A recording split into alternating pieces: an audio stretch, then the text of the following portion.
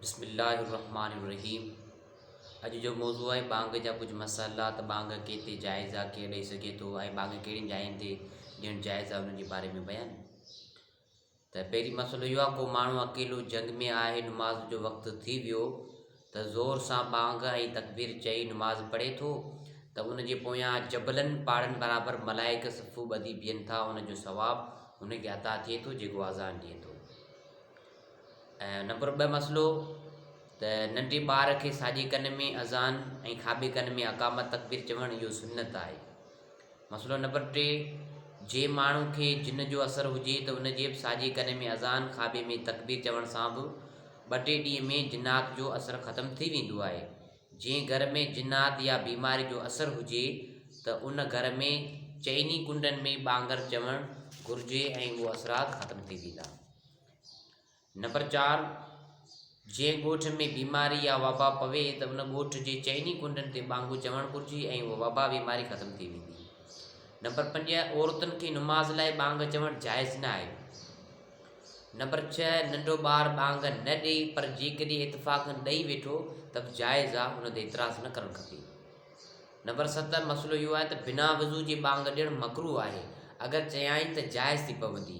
घणा माण्हू टाइम थी वेंदो त पोइ तकड़ि में ॾेई छॾींदा आहिनि त पोइ जाइज़ आहे, पर ज़बान पाक आहे, पर वज़ू करे बहितर आहे त वज़ू करे पोइ अज़ान ॾिए। नंबर 8, बांग खां अॻु सलाद पढ़णु मुस्तहब आहे। जेकॾहिं को पढ़े उनखे मना न कजे, न पढ़े त उनखे मलामत न कजे। सलात सलाम खे बांग जो हिसो या जुज़ो सम्झणु या बांग सां गॾु लाज़िम सम्झणु दुरुस्त न आहे, उहा हिकिड़ी इज़ाफ़ी इबादत आहे। 9 नंबर मसइलो त जेको बांग चवे तकबीर बि उनखे चवणु घुरिजे। जेको बांग थो ॾिए त जमात जी अक़ामत बि उहो ई चवे जेको मौज़ना अज़ान थो ॾिए। जेकॾहिं इमाम थो चवे बांग त पोइ इमाम इजाज़त ॾिए थो उनखे त पोइ ॾेई सघे थो बिल्कुलु। नंबर 10, बांग अचण सां कारोबार ख़तमु करे मस्जिद में अचण जी कोशिशि कजे। नंबर 11, बांग ख़ामोशी सां ॿुधिजे, ॿियनि ॻाल्हियुनि करण बजाए बांग जो जवाबु ॾिजे, इहो सवाबु आहे। नंबर 12, ऐं बांग ॿुधी नमाज़ लाइ डोड़णु न घुरिजे, बल्कि आराम ऐं इत्मिनान सां अचिजे। अगरि रकात पढ़ी वञे त बि हिनखे सवाबु मिलंदो, पर डोड़णु न घुरिजे। जेके मूं तव्हांखे बांग जे मुतलिक़ मसइला ॿुधाया, उन ई किताब जो हवालो अल मसाजिद ऐं मुसन्निफ़ पीर दिलबर साईं, किताब अल मसाजिद जो सुफ़ो नंबर 48 ते इहे ॻाल्हियूं वज़ाह थियल आहिनि। त अॼु बांग जो मौज़ू इहो त बांग कंहिंखे ॾियणु घुरिजे ऐं कहिड़ियुनि जायुनि ते ॾियणु घुरिजे। ॾिसो, जॾहिं माण्हू जे मथां अॼु वबाऊं बीमारियूं अची वञनि थियूं त माण्हू बांग जो ई वसीलो वठे ऐं बांग ॾिए, उनखे शफ़ा मिलंदी।